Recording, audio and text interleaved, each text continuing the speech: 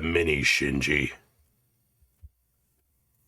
All right, everybody, welcome here to Painting with Parallax, the new Marik workshop. Joining me tonight, by the way, this is, of course, Parallax of the Black Pants Legion. Joining us, we've got Warlax here with us tonight. We got the Bulk Zergert. No? Oh, we don't. Oh.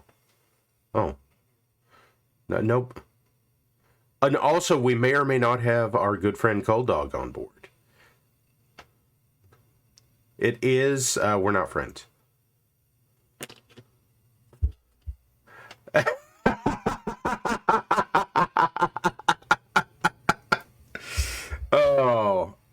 Guys, it is good to be back after last week having COVID and not being able to get out of bed for several days. That sucked. If you ever get the option where somebody says to you something like, hey, do you want to experience COVID? I strongly recommend you say no to that. I don't know who's going around saying, hey, do you want COVID? But don't be around those people. Anyway, it's good to be back, guys. I am going to go ahead and go through some of the stuff that people have submitted to us lately. And I want to go ahead and make sure that I have names pulled up here. And, oh dear. Well, that's interesting. I know I updated that. Well, let's see what happens.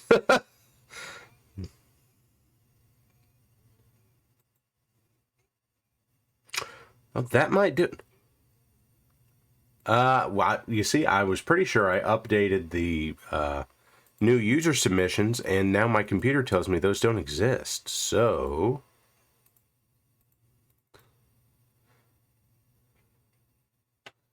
damn it.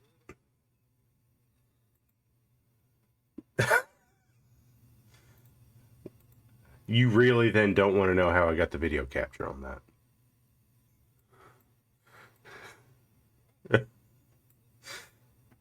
Hey, the BPL has people. I'm not saying what kind of people. You don't want that answer. We just happen to have people. Okay, yes.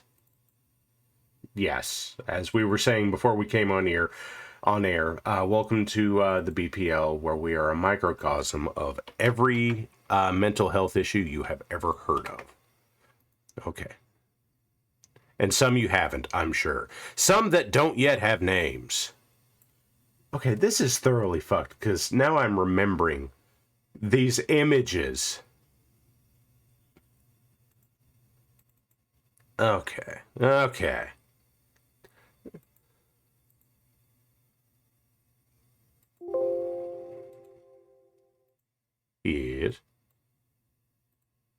Yes.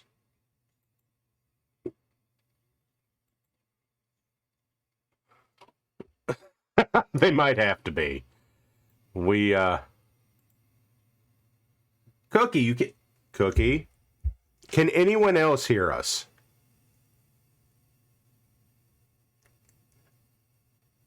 Da da da da da da da. Okay, Stuka hears us. Oh, interesting. Well, then this has been an interesting experience, hasn't it? Just listening me talking to literally fucking no one. Excellent. Give me a second, I'll get it worked out.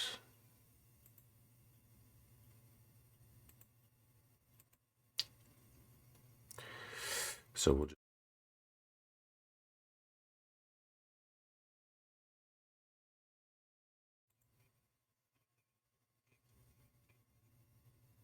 Okay, can you hear him now?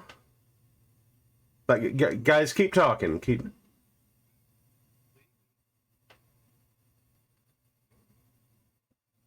You still only hear me. What the actual fuck? This is new and different, and I don't like it. Let's try that. We're just going through settings now. And we've got the output capture. Keep talking to me, guys. Let's Well, Yeah, we're trying to, but we don't want to talk over you. Yeah. That's part of it. There we go. There we go. Hooray. Huzzah. Yes, Parallax is here. Hi, chat. How are we? Great. I spent all of my best jokes while nobody could hear me. We're going to have to go back and listen to this later and listen to me ramble like a fucking madman to nobody. Oh, that's fantastic. And again, you should have just kept it like that the entire stream, like the Giga Chad you are. And then just all of a sudden you start laughing out of nowhere. Inside joke. Nobody else is allowed to know. No, this is a Legion-only joke. If you are not in the Legion, you cannot hear it. It's not allowed. So, as I said, Warlex and Bulk and Cold are with us tonight, and they say things. Things. Stuff. Stuff and things. Stuff and stuff things. Is made of things. Things are made of stuff. Also true. Okay, so anyway. Just ask Bill Nye. I prefer not to. I don't want to be sung at about gender fluidity. Yeah. Okay, so. Ask old Bill Nye. So, going back to our viewer submissions for the week.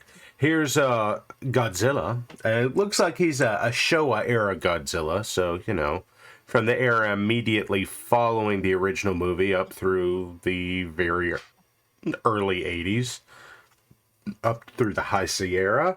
So, Spare, I think this was you, wasn't it? I think it was Spare. Spare is telling us that that Godzilla is 18 inches tall, which is why OBS has decided to turn him on his side. Nice. So wait, is that side kaiju? Mm-hmm. Yes, it is. All right. So we should feed him some side corn. Yes, we should. I mean, he's going to take it from us anyway. But Spare sent this to us after we had a discussion in our previous cast, which now has been 2 weeks ago. As he's saying in chat, this is done with dry brushing, which is a technique that came up, but is very hard to demonstrate on something with big, flat panels. See, I was just going to comment on that. I'm like, that looks like dry brushing for the highlights. It is, but it's good. Like, dry brushing is one of those techniques that people like to say, oh, this is a beginner technique. No technique is beginner if it gives you results. It doesn't matter. Correct. Pistol, when I turn it 90, then it gets... I have tried. I promise I tried. It's Fat Godzilla. Yeah, it's like something weird goes on. It stretches it to the... Wide Godzilla. Yeah, the Widezilla. Oh, no. Widezilla. Okay, next image. We have more than one of those, don't we? Yes, I believe this is also Spare. Spare sent us this, just base work on this. And, like, there's nothing better than a good lava base. Nothing better than a lava base. I will argue that, but lava base is in my top 5. Okay, lava base, acid base. Take that however you want to take it. But, like... Snow base. Yeah, snow base is good, but, like... It looks very spicy. Glowy lava base is pretty rad. I like that a lot. Oh, yeah, it's great. Then we had one more submission. This one excited me beyond all the rest. So I apologize, Spara. This one got to me where Thunderclasp Sasquatch, which is a mouthful, sent this in for us. And according to the email, this was their first mini they've ever painted. So, Jesus. All right, I'm guys, we're inspirational. We have inspired people to do stuff. Very nice control, very little bleed. Yeah. Yeah. It's fantastic. That is a great... That's better than some of the stuff I've been painting. Yeah, and this is... Wait, yeah. You got your paints? Have you been holding out on me, Bulk? I went this weekend to a hobby shop because they were doing a painting workshop. Oh, this is what we're talking about now. Yeah, I went in. I painted some Ultramarines for a kid. Okay. Okay. You did it for somebody else. I won't judge you for painting Smurfs. Yeah, By the way, well, I have no dog in the fight when it comes to 40K, but it is fun to pick on Ultramarines. oh, it's because they're the most boring out of all the chapters. Fight me. I'd have to disagree with you to fight you. How did that go? It's been a while since you've done any painting, hasn't it? It went pretty good. Taught the kid one of my bad tricks, which is get the old rattle can and throw that base coat on. Hot damn. And taught the kid how to paint it, and I got my hands blue. You know, there's if it works, then it works, and it's not dumb. Yes, Dak Vulcan lives indeed. Favorite loyalist Primarch. Let's go with that one real fast. Ooh. Personality wise, or Yeah. Well, let's go with lore. lore I'm wise? gonna say Maximilian Liao. I'll take it. So I'm a Jacob Marik man myself, but Favorite You gotta loyalist respect Primarch would have to be Vulcan. Vulcan's a good guy. Mm-hmm. He only wants to hug you. I don't know. You do have to like Rogel Dorn. If only because he's on Van Zant now, so. Yeah, apparently he's chilling out on Van Zant. I'm just gonna say this much: I like Jakati Khan because of the absolute emotional damage he doled out to the Primarch of the Emperor's Children. Yeah.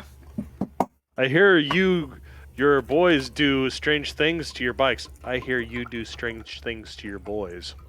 And Excellent. that was how the... no, I'm not going to go with that joke. Okay. Oh, I'm going to go ahead and transition us into stuff that we've been working on lately. And I have no idea where this is going to pick up. This could be the thing you were working on today. This could be, any of a dozen things I've been working on. Who knows?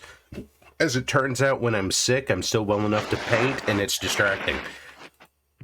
Okay, here we go. Again, we're turned 90 degrees for reasons.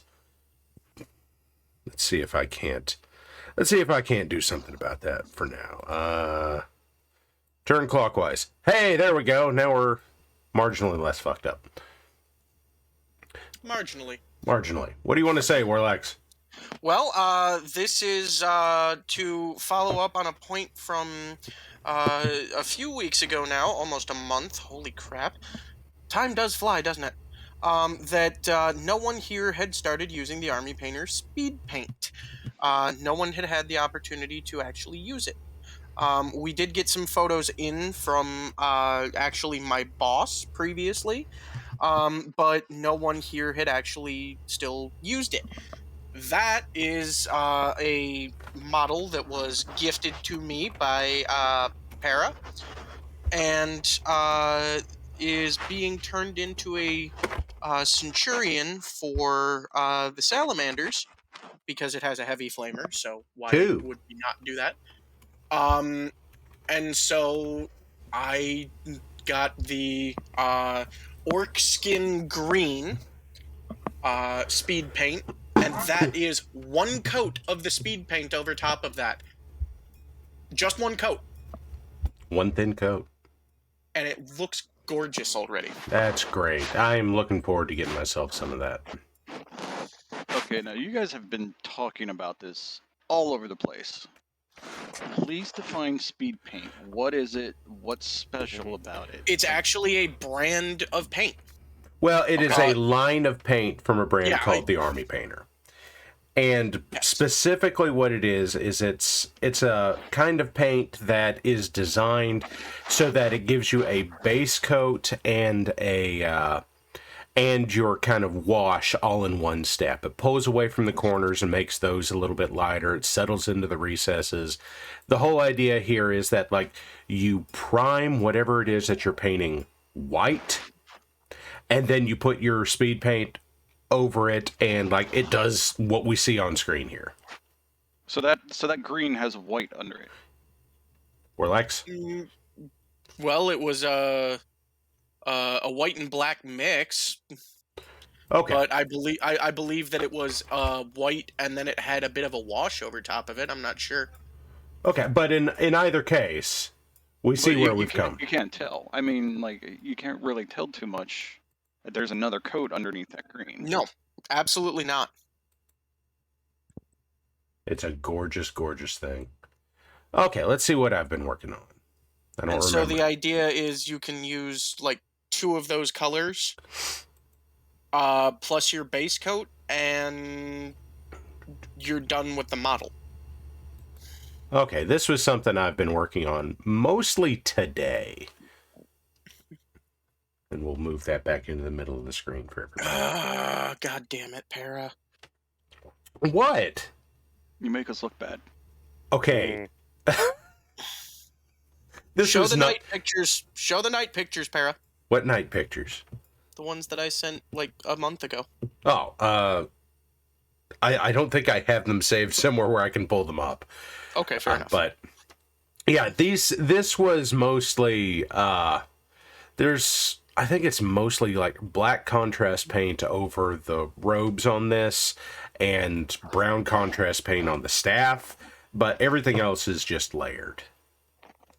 Yeah, and cold contrast is essentially More expensive speed paint. Yeah, it's where speed paint started. But Games Workshop makes it, and it is expensive, and in some colors, it's not as good. Well, I'm just looking at the what would you call them? The lanterns hanging around by his ankles there, Yeah.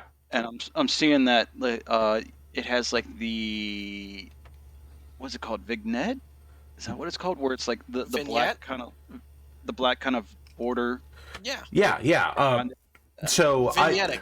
Get that effect. Okay, so this is actually 4 layers of paint. Now, this is not speed paint, this is not contrast paint. On the other hand, this is also not, for the most part, basic acrylic paint. Like, this is where stuff gets silly, where, like, the difference between technique and materials is where stuff starts to come up. So, this was a base of white paint, and then, like, all the little windows into the lanterns, it was ivory, I think. And then I went over that with a, I talk about this a lot on stream. It's a Pro Acryl Clear, I think a transparent line of their paints where it's not contrasty. It's just like the paint doesn't have very high opacity. Like it is translucent paint. So whatever is under it will show through. So I did a layer of the green under that, and it kind of settled into the corners, and it's darker than the rest. And then I mixed some transparent white into that, and I put that through the middle. And then I mixed some regular acrylic white into that, and just kind of put a stripe down the middle of that. So, like, that's a way a lot of this stuff goes, where you can do that with, you can do that kind of vignetting with certain mech canopies and that kind of thing. Yes. Cookie kind of a glaze, yes. So that's you can do. You'll see that again on another piece that I've got coming up here. Let's see what I've got. Okay, and then I did these 3 battle mechs, which these are all printed. These are white rook battle mechs. Why are you so tiny? Can we transform to fit to screen? Nope, that's it. That's what it's going to do.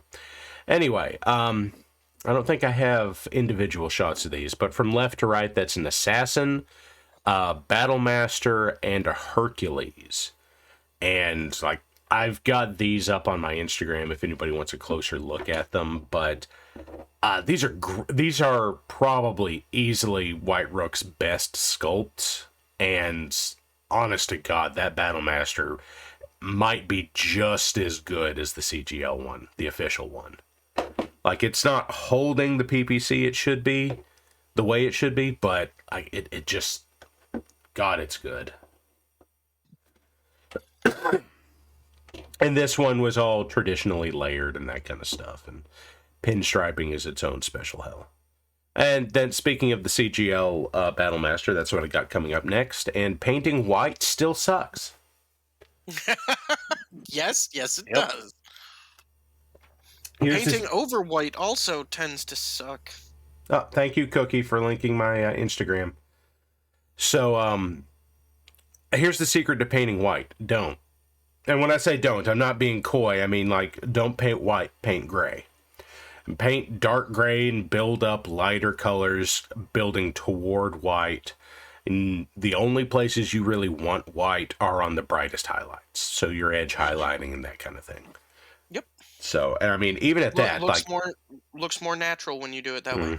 And even at that, this thing, knowing that and doing that, this dumb Battlemaster was still hours of work. And I want this is actually a reason I wanted to bring this up. Like, this Battlemaster is a learning opportunity. I want everybody to know this. I had painted this thing once before in the same color scheme, and I was unhappy with it. So, if you paint something and you're not happy with it, you need to remember, unless you actually destroy the mini, you've never ruined a mini. You can always take the paint off of it and do it again. Never be afraid to paint something because you're afraid you won't do a good enough job, because you can always do it again. What was your question? Here's my question for the cockpit there, where it looks like it's almost a different shade towards the center of it. Is that effect of the light, or is that actually from the paint? I painted that. That is actually on the model. And it is. It's 3 or 4 different colors of green building up to that. Okay. So what was your base for this? From that green? On that one, I believe it was. Let's see. It's the darker or the lighter green? Okay, the darkest green is Vallejo flat green. Well, I'm asking. So to get that kind of effect, which was your base green? Was it the lighter green or was it the darker? The darker green, and you build up toward the lighter. So I started at Vallejo flat green. I went up to intermediate green, and like I mixed some paints to build up to that. And I didn't do a super great job getting the brightest highlights, and then it was a very bright yellow green at the highest. And to answer the questions that's coming up in chat, how do you get the paint off of plastic minis? And my wife just came in and answered, LA's totally awesome. That shit is magical. You will go to the Dollar Tree and find it. It is I guess it's $1.25 or $1.50 now for a bottle. But you just drop a model in there, you leave it for a few hours, you hit it with a toothbrush, and shit just comes off. It's fucking magical. Simple green, purple power. I've used those. They don't work as well as the LAs. All I'm saying is those can also be yes used. People are asking, what are LAs? I'm working on that. This is literally like Los Angeles, totally awesome. So like I'll put a link in chat. Like this is shit you get at the Dollar Tree. It looks like this. There's a Amazon link in chat now, but it comes in just like a bottle, and it's yellow, and it's not noxious. Yeah. Spare, I will argue with you on that. If you're doing a metal mini, there is one thing that's better than Citrus Strip. Acetone.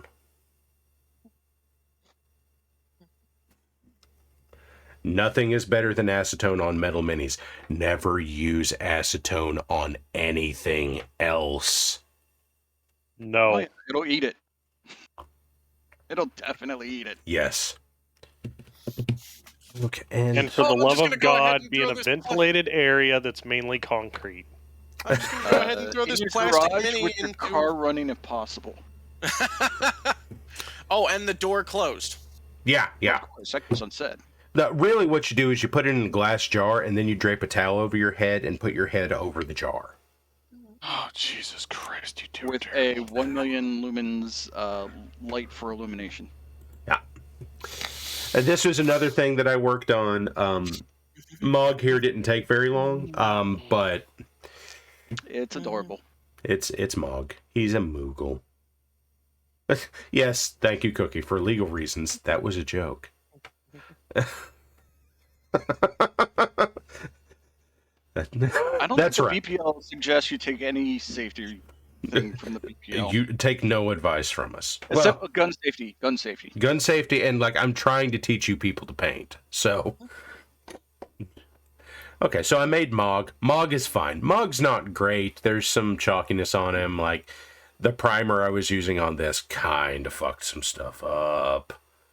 I've made some discoveries about rattle can primers lately and brands and that kind of stuff. That there's there's a Krylon brand or Krylon line that just fucking wrecks it. It just dries in the middle of the air on the way to the model and leaves a texture on it. It's fucking terrible. Oh yeah, no. So, It's great if you want your stuff to look like marble statues. yeah, I mean, like you can see on this next picture the way that this face is textured. Oh my god! Wow! Yeah, that's all the primer. Use the right primer, folks. Well, in regards to that, I actually found that there is a pretty good surface primer that you can also use as a filler for certain prints. Yeah, for FDM prints, that shit's great. Yes. And I have the Mr. Surface, I think it's the 500, up on my primer shelf currently. Okay, this last one right here, this horrifying nightmare from Beyond Human Can. Love it. It's cute. This is what I'm working on tonight. So, this is, I don't even remember, I think this was a Flesh of the Gods model on my mini factory. It's labeled as the Beast Leshen, although it's clearly not a Leshen. I love this model. This will be the second time I've done it, the first time at this scale. But here's the thing. Very importantly, this is not a model with big, broad, flat plates on it that is impossible to show off certain techniques with. So, we're going to go... Do you mean dry brushing? I might mean dry brushing, among other things. So, my plan is to paint this Wendigo tonight and show off some of those techniques. Now, as you can see, he's already primed. He was primed in black spray paint, and then I went over him with a gray and then a white. Just... yeah, building up to this white on top, and then I did a little bit of white on his chest and on his ribs to bring those out so that you can actually see them. Ooh, spray paint question. Oh, spray paint answer. So I've always had trouble with spray paint in that I would get runs and like globs. Okay. How do I get from doing that? Like, how far away should I be from the surface of whatever I'm painting? Okay, so it depends on the paint, but like using the cheapest ass Walmart spray paint I could get, which is what the white on this is. First off, you want to make sure that what you're using is like a matte spray paint. You want something that is, you don't want glossy, avoid satin if you can. Matte is what you want because the rest of it makes stuff, paint has difficulty sticking to smooth surfaces. Yes. So 6 to 8 inches away, and here are the important things that are not immediately clear to people. So when you have something that you're trying to do this with, never start your spray over the top of the model. And never end your spray over the top of the model. That too. So I'm going to go ahead. Follow through. To the side, spray across and through. Yeah, so I'm going to go ahead and pull up the live stream. Like, I showed you pictures of this thing so that you could see it before we got started, but okay. So what you do is, let's imagine that the tip of my paintbrush here is the end of my spray paint. You spray like here-ish, off to the side of it, in line with where you're going to want to go. And then you just go quickly. Like I said, 6 to 8 inches away, and you go, and you go back and forth, but you start and end off of the model. Because what happens is that a fly lands on your model while you're on camera, and I don't know why this keeps happening. That's like the third time this has happened on this stream. Wow, that is one brazen fly. Holy hell. I had one land in my bourbon on stream. Fucking flies.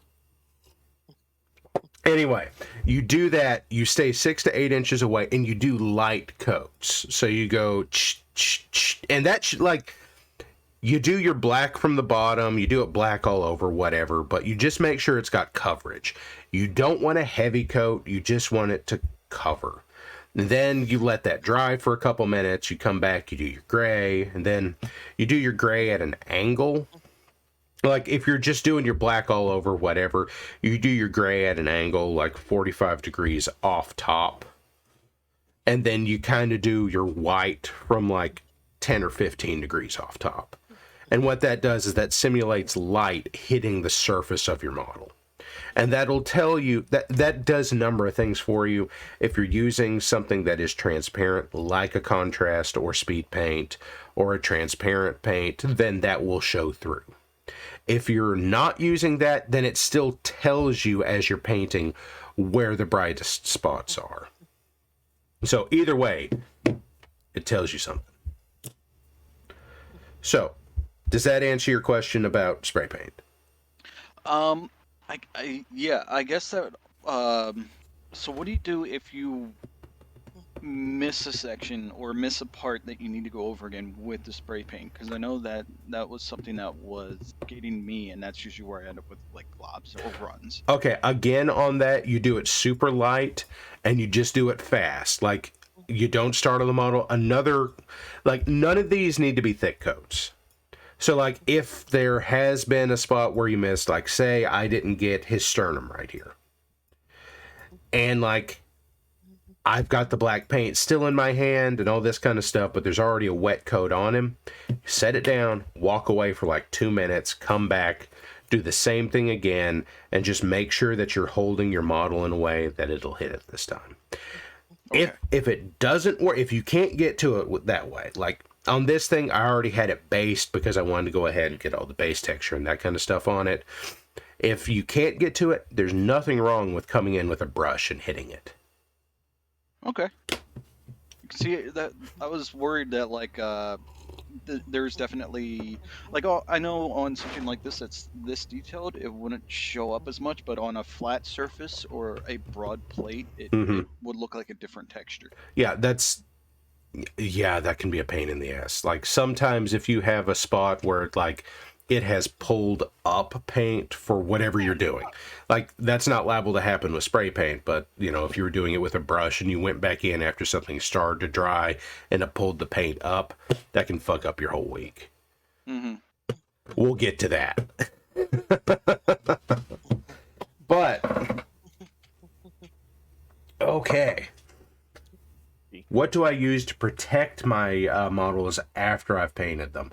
Caster's dull coat. That'll do it. I've also got just a can of matte acrylic clear coat that I hit it with, and it's not Krylon, but it is spray paint, or you know, it's in a spray paint can, and like, it does fine. Although, one thing to remember, if you need to strip the paint off of it, if you use an acrylic one, LA's Totally Awesome will still take it off if you need to. Rust-Oleum, yes, it's a Rust-Oleum clear coat, I think. So, this is what we're going to do tonight. I have done this guy before in such a way that he was in like a winter scene.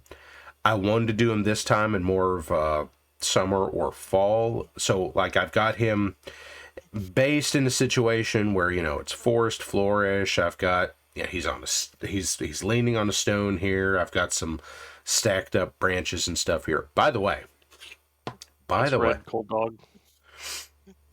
He said it's green. What? He lies. His name's Red. Okay. So, the stone here, this is cork. This is wine corks that have been cut up, stuff just like this, that have been applied to the base and then painted over. And actually, to make it cohesive into one stone, I hit it with some modeling paste and just kind of brushed it into the nooks and crannies to make it one shape. You don't have to do this. This shit's $10 a tube. You can do this with spackle. You can do this with any of a number of things. You don't have to do it at all. Like, I have some very jaggedy rocks, like here on this Battlemaster, that are just cork. And, like, they make a different kind of texture that way. But really, the big thing here is, like, the logs and the branches and stuff here they're sticks. Use sticks. Because Go out into your backyard. Go into outside and find some sticks, and now you have like small logs or branches or that kind of thing. What better to use the sticks than sticks? Now, here's the fun thing is I put these on here and then I primed them. So I'm going to have to paint these sticks to look like sticks. Yes. But I mean, nature does know best.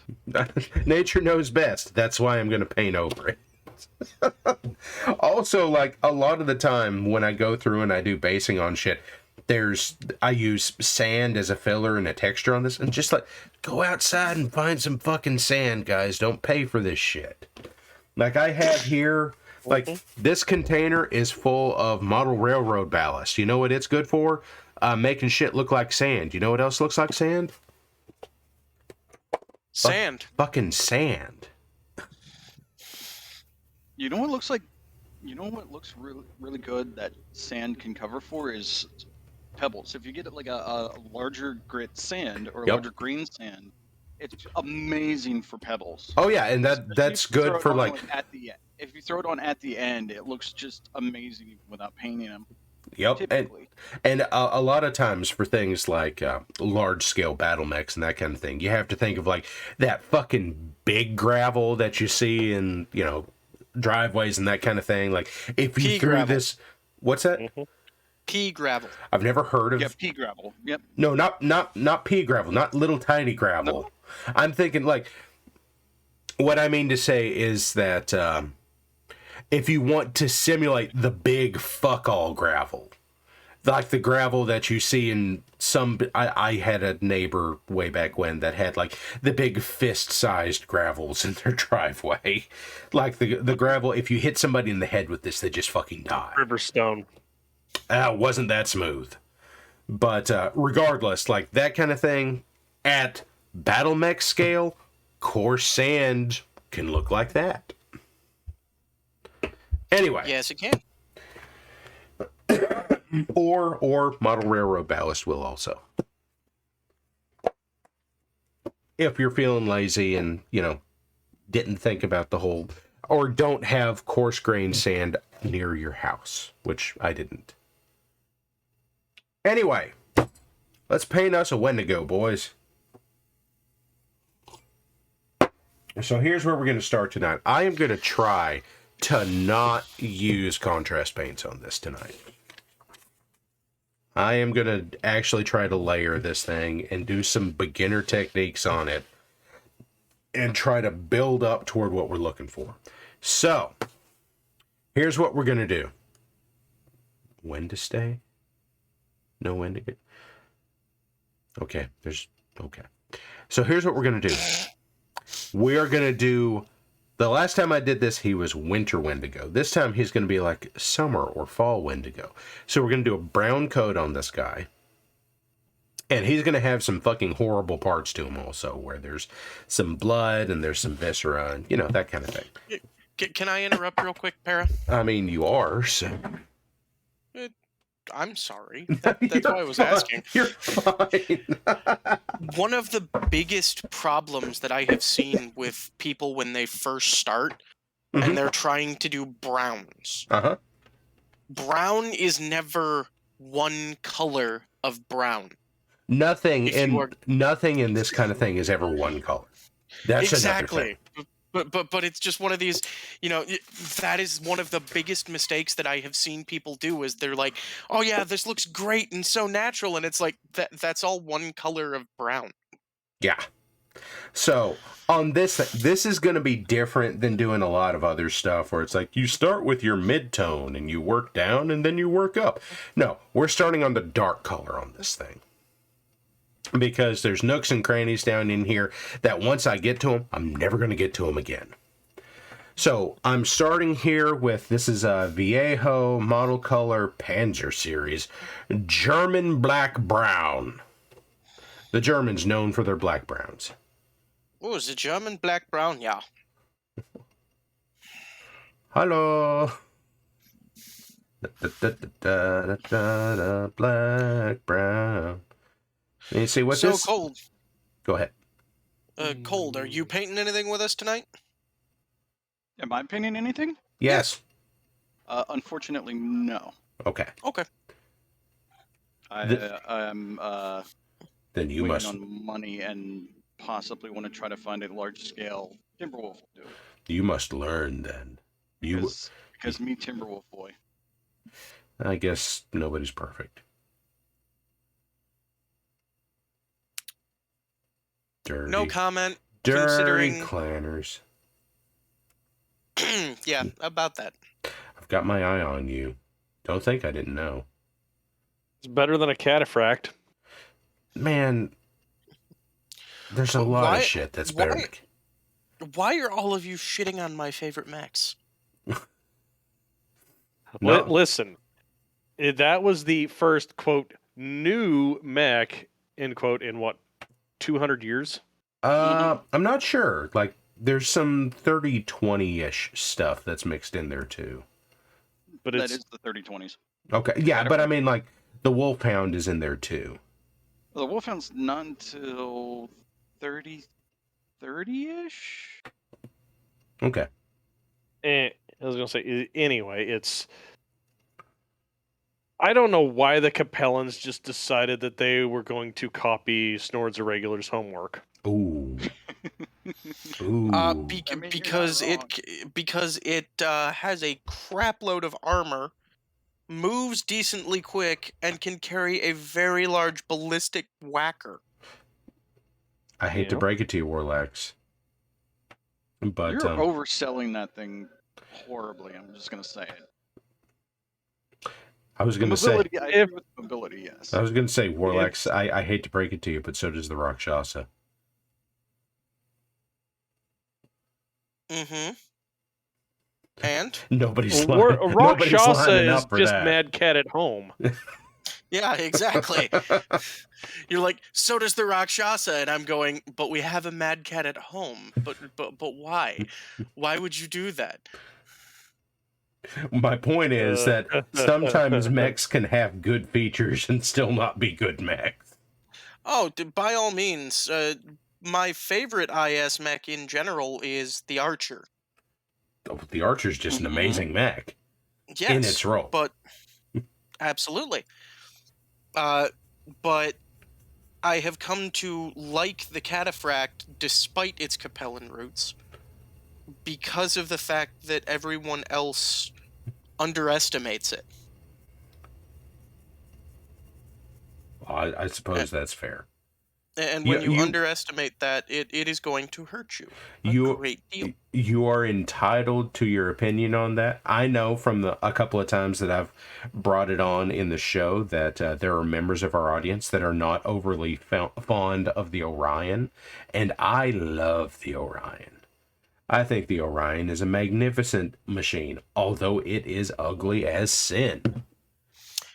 And we can all agree, all of us here, that the Warhammer is okay. The Warhammer is a great machine. Okay, so I want to address this real quick. I have put on this this dark black brown, and everywhere that there's fur, I've just put it on. And that's it.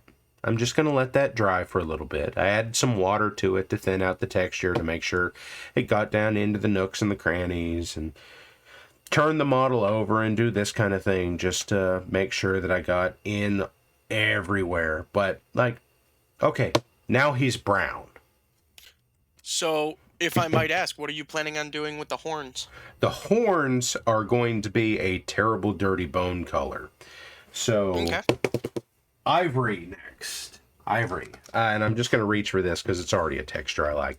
This is Pro Acryl Ivory, which, for anyone that pays attention on this channel, they know I really like Pro Acryl paints. Warlax doesn't love it whenever I bring that up because he can't, his shop can't get these. It's fine. I have my preference for scale 75. That's fair. That's fair. Which I just absolutely love their paints. Oh, by the Their way, ink this is and another everything thing else. I want to bring up real quick. This brush, I'm going to use this brush for all of my base coating. This is a number 8, buy it by the dozen in a bag from a Hobby Lobby brush. This is like a 30-cent brush. For most of your work on models, you don't need superfine brushes. You don't want superfine brushes.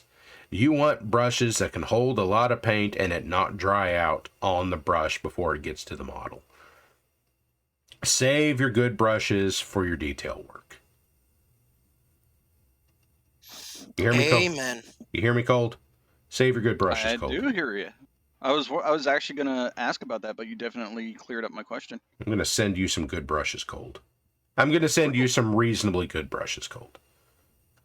Send him Nick Pros. Send him Nick Pros. Real good brushes are like, fuck, they're expensive. Send him Nick Pros. Nick Pros are very good. We've already had this discussion. They're also like $18. Now I will say I did do one model that I painted myself. I'll send you a picture of it then. It's of a mouse tank. I think it's 1/72 scale, 172, 142, something like that. It's still huge. Mm-hmm. All right, so it's 148 through its 172nd. Probably 148. Okay. That's a big fucking mouse tank. Yes, it is. Well, it's like it's probably almost a foot long. Oh yeah, yeah. That sounded like a 48th. But the mouse huge. Just saying. Mouse very large. Have seen it twice in my life. Stood beside it twice in my life. Mouse huge. But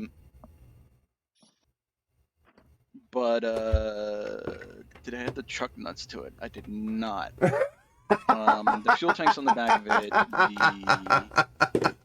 The truck nuts mouse. Oh, that's cursed as fuck. No. Hi, Geth. Miss you.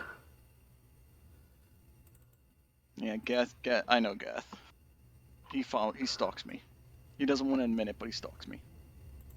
Sounds about right.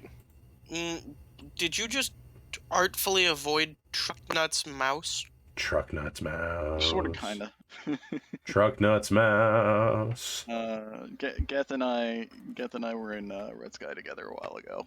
But yeah. So, I'll send you over a picture of that. You can show it off. It's nothing fancy. It's big fuck all flat surfaces, and it's honestly the paint turned out brighter than I would have liked. But the color should be correct to I guess the hues should be correct because the paints are like, German yellow, German brown, German green. Right.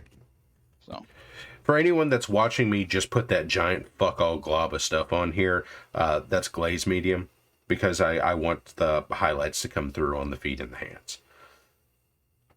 I actually just got myself some of that. It's fucking handy stuff, ain't it? Or have you used it yet? I have not been able to use it yet. What kind do you tend to use? This is Liquitex Professional. Okay. So, like, here's the thing. All of these mediums, it doesn't matter who you buy them from. They're all the same fucking thing. So, like, this is not one of those die on the hill for the brand things. Oh, no. Absolutely not. But I did get Abtalung. I'm not even heard of Abtalung. God bless you. What?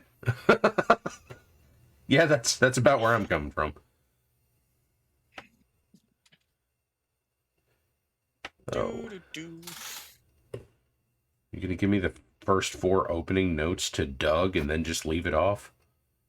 Ha! That's him. That's Warlax! Whackity schmackity doo.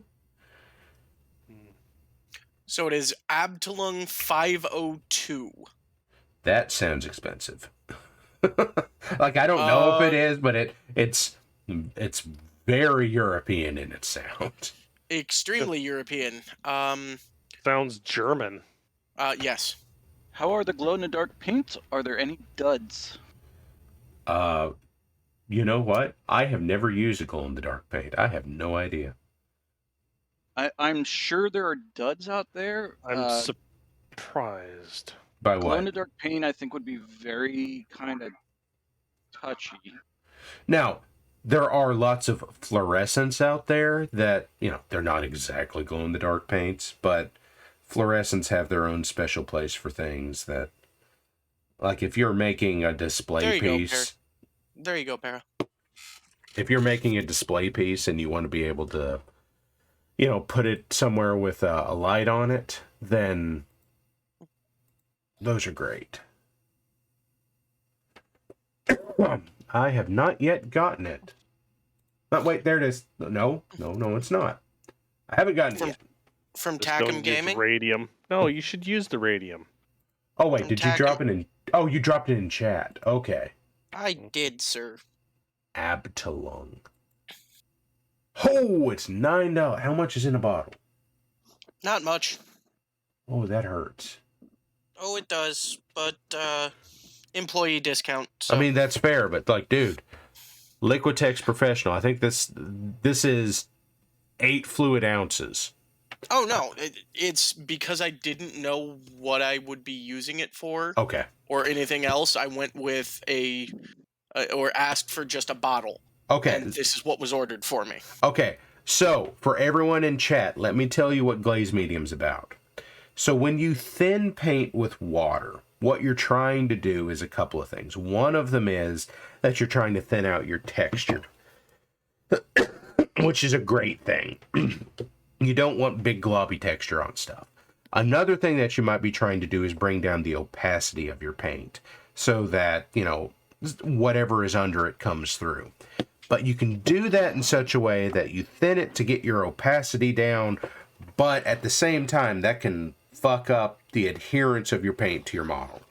That's where glaze medium comes in. Glaze medium will thin the pigment of your paint without thinning the texture of your paint.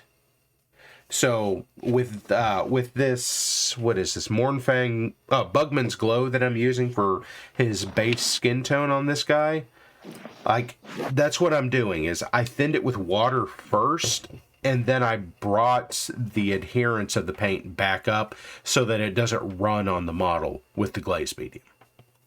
Like, okay. I'm not sure I have said that out loud before on the stream.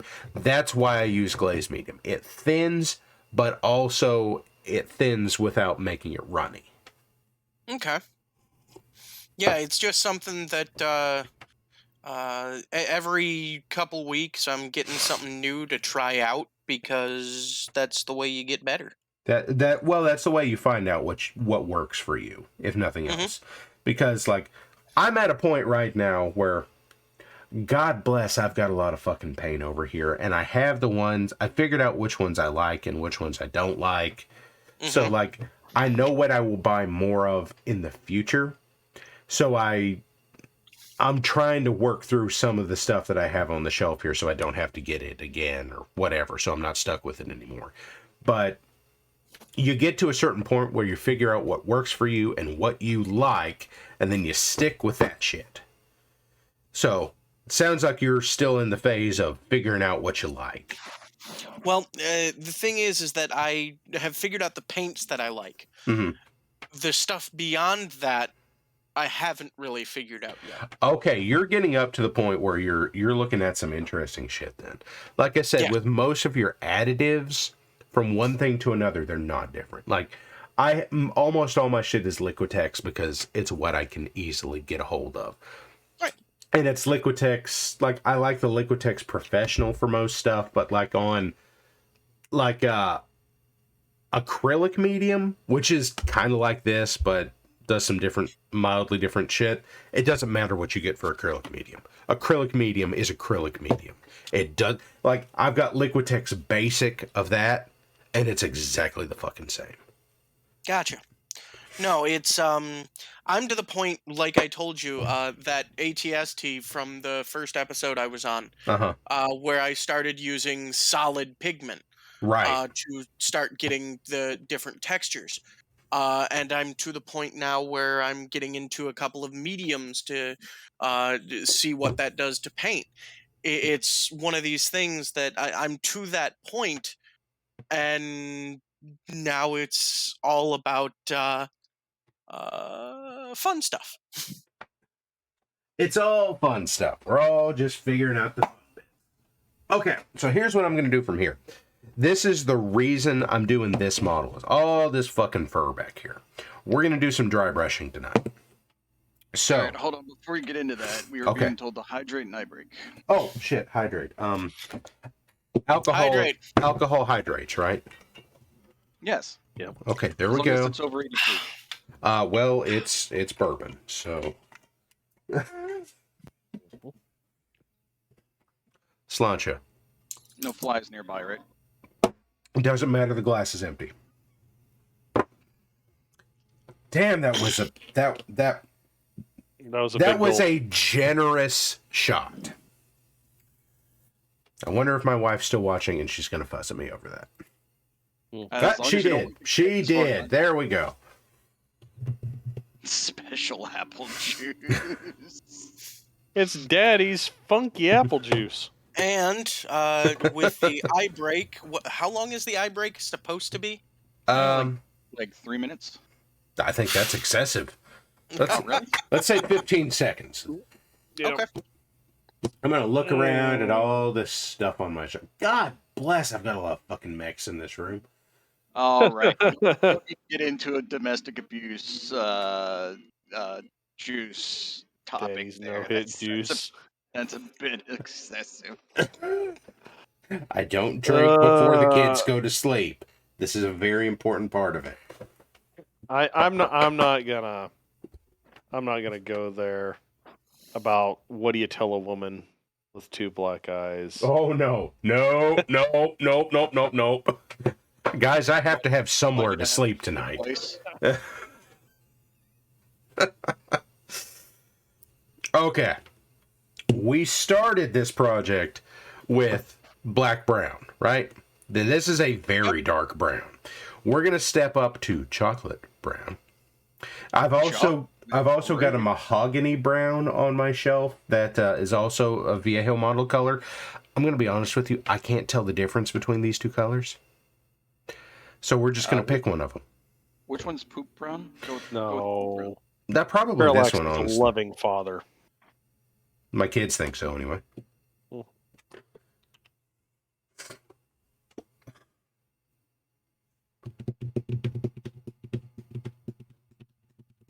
Anyway, guys, let's be honest here for a second.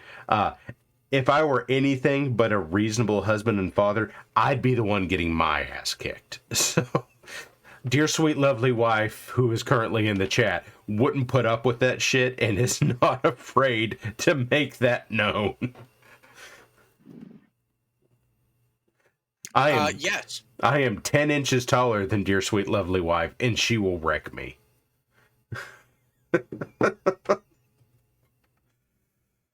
I'm covering my bases, Sness. Harumpelstein asks, what are your go-to paints? I'm mostly using Reaper and AK 3rd Gen.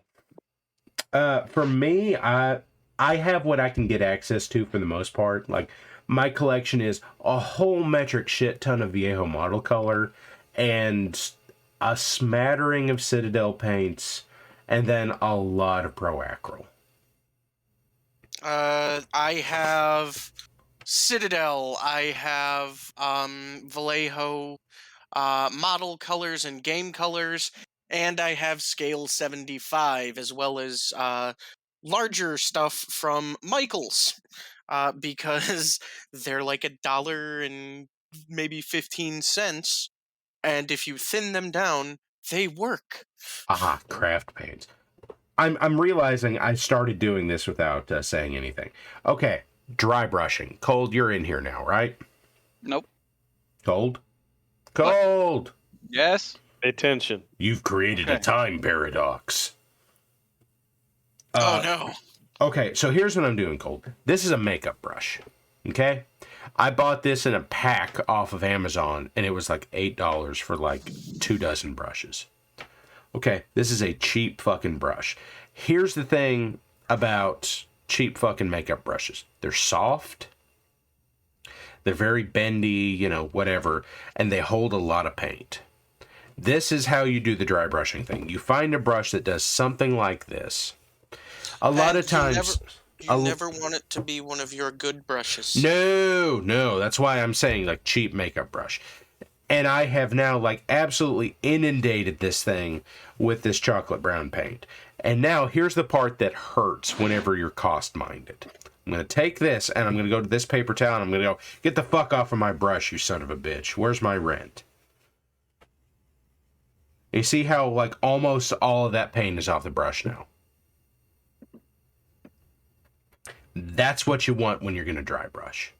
You want to get as much of it off as possible. Now, for this model, I probably don't have to be that aggressive. The more texture there is on something, the less you have to worry about getting it all off. But you come back through on here, and I'm going to show you the technique here. Like, I'm going to make sure I'm in frame, and I'm going to show you. Like, all the hair in this case is, like, sticking out and down. So what I'm going to do is I'm going to come from the top, and I'm going to go down. And I'm just barely touching it. My brush is not in a position where it's going to hit any of the deep portions of this. It's just hitting the tops. And it's just... Would there be any instance where you would go across the Yes. And in this case, like, you can do that on this too, because this is so pronounced. But the thing is, what you want to do is not get into the deep parts of it at all. You just barely touch the model. Yeah, because with the dry brushing that he's doing right now, he's picking up highlights. Yeah. So figure out where the light is supposed to be coming from for that model and brush in that direction. Now, I'm going to be doing several layers of this on this model to build up the color and that kind of thing. So, like, this is going to get this the first dry brush everywhere, even if it's not in direct light. Like, it'll get that just to show the color through. Like, I'm going to get this thigh and knee here, and I'm going to try not to brush up on this because that's going to get into the cracks. Just figure out how the grain of the fur or whatever it is oriented, and work in such a way that you're not getting the recesses. So, just like with that, and, you can go back and forth and side to side and whatever. But you just don't want to get in the cracks. And you're just barely kind of touching it. And I'm only going one direction here. So, like, down from the top. Especially when you get to your final one, you only want to go one direction. And I'm going to do that here in a minute. And here's the other nice thing. This dries super fucking fast. So, like, you can move on to the next layer real quick on this. Also, Parrot. Yes. I hate that you have got Doug stuck in my head now. Yeah, well, I do that to people. It's like me and Psydog go around with all the music in existence in our heads, and anytime somebody tickles any of that, we have to voice it. I was not intending to have the first four... Yep.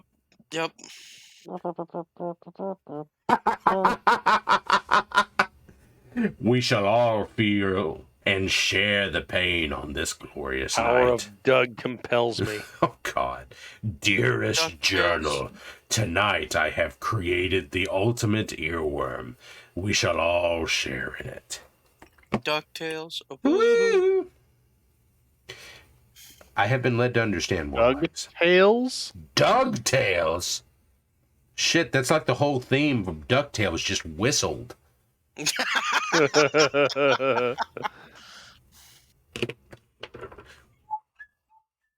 Was a fan of Darkwing Duck.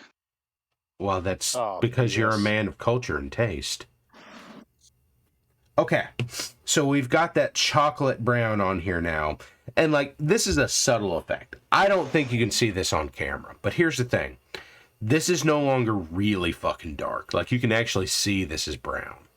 Mm-hmm. We're going to take another step up here. And the next step that I have is flat earth, or tierra madre.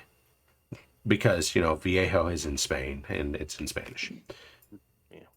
So, we put some of that on our palette paper, and we do the same. Now, this is the time where it really matters that you get as much of this shit off of here as you can. Because you don't want a whole lot of this on here. I may come in with a fourth color here. We'll see. So here's what I'm going to do. I can go basically we're going to start on this arm. I can go two directions on this. I can go down this way and down that way. But that's it. I might be able to go down this way. But in effect, I can go down. I'm not going to come up. Either of any of a myriad of ways I can come up. It's down. Down, down, down, down, down. If any of you listen to a ska band called Streetlight Manifesto, you can sing along and say, down, down, down to Mephisto's Cafe. Nobody listens to ska. That's fine. Down. No, I have. It's just I've never heard that one. Streetlight Manifesto is a good band if you like ska. If you don't like ska, I can't do anything for you. No, I've also heard Streetlight Manifesto. I just haven't heard that song. Well, now you've got something to add to your Spotify. And look, immediately, look what that's done to that arm. So, I just decided to go take a look at this because I didn't know where Vallejo actually was from, and I thought it was I thought it was Mexico. Nope, it's Spain. Nope, New Jersey. Nope. I think that's where the domestic distributor is. The company was established in 1965 in New Jersey. Motherfucker, what? Sure this isn't some different Viejo?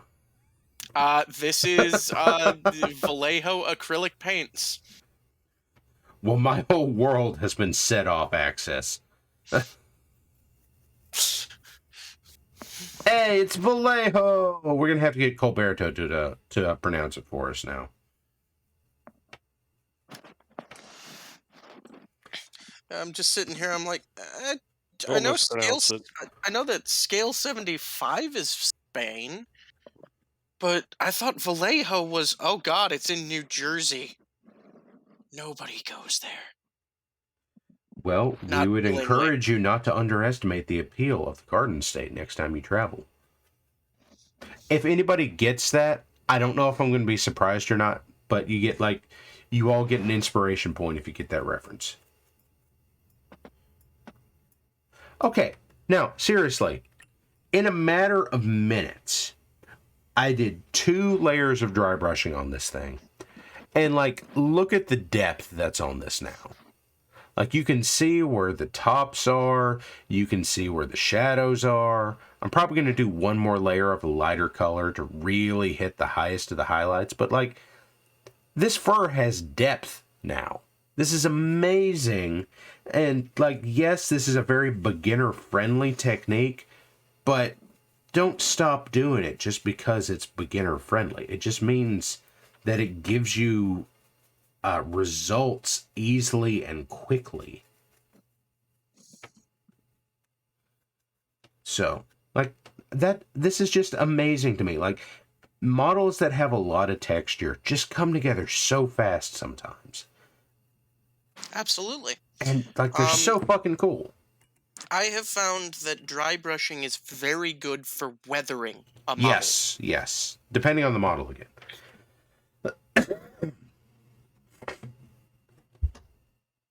How's everybody doing out there in chat land tonight? I'm not paying a lot of attention. We're getting a lot of Sparrow. What Golden Demon winners do you know? You're not in the the Twin Cities, are you? You're not going to tell me that. You're not going to tell me that you know, like, Sam Lands, right?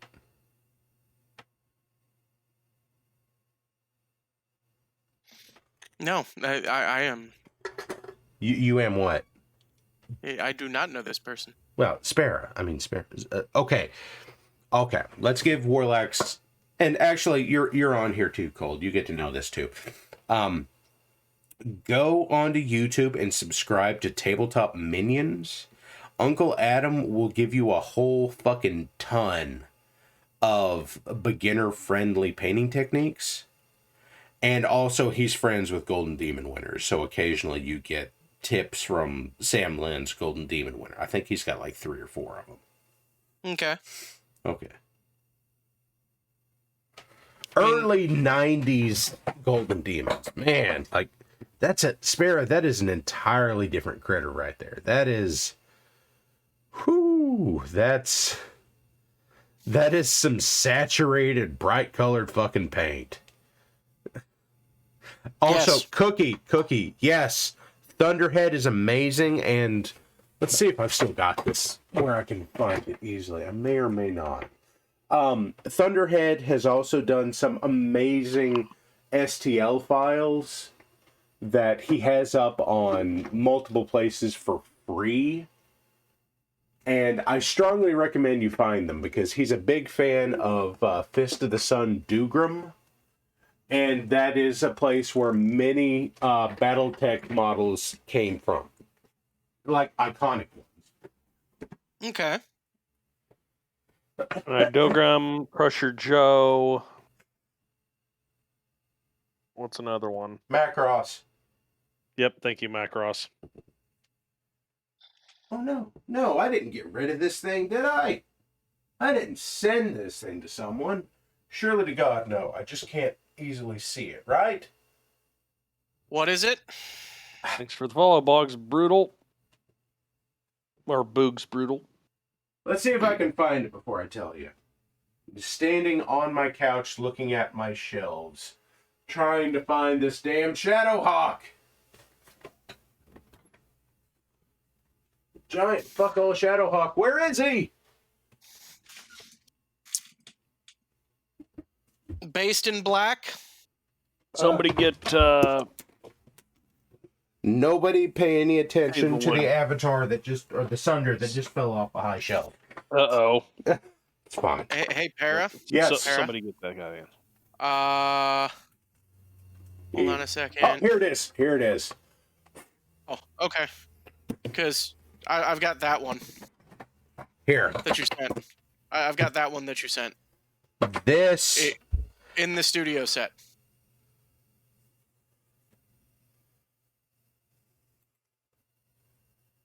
This is a Thunderhead Studios model. If you've watched Dougram, this is from the first episode that it's like they come up on the Dougram mech that's been abandoned for years and years out in the desert. And like it's just a gorgeous, almost art piece. And this thing took a whole lot of pigment powders. But Wow. it's a beautiful little piece. And it's Yes, it free. It's free. If you have access to a 3D printer, it's on Thingiverse. It is free. Look up Thunderhead on Thingiverse. He has and I think he has it on my Mini Factory also. He's got beautiful Dougram mechs on his account. Get them.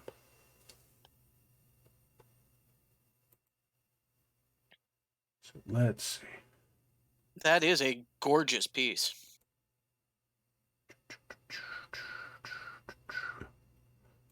Let's just find our way back to where shit is. Okay. What was I doing? I was painting this god-awful Wendigo. Okay.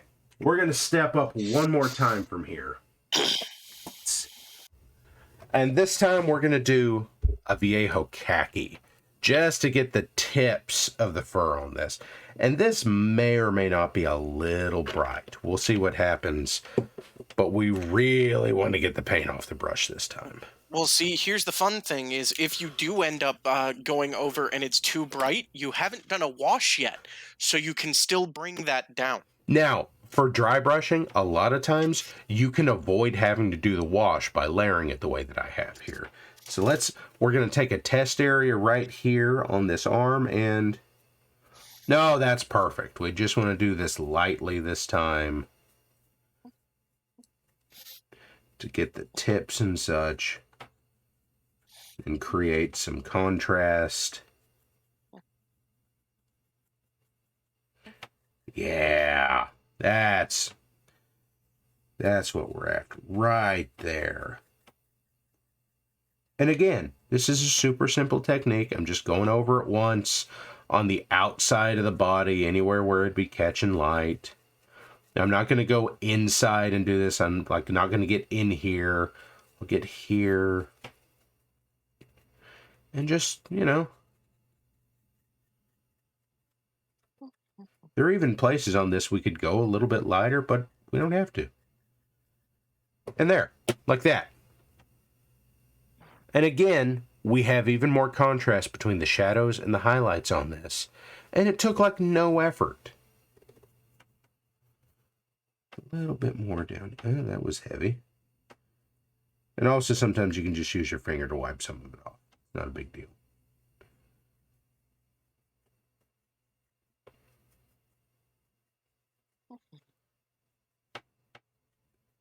Cold, have you learned anything tonight?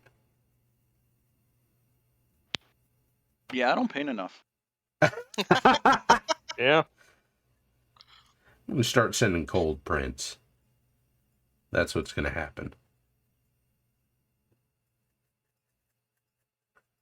Okay, there. Like, the fur's done.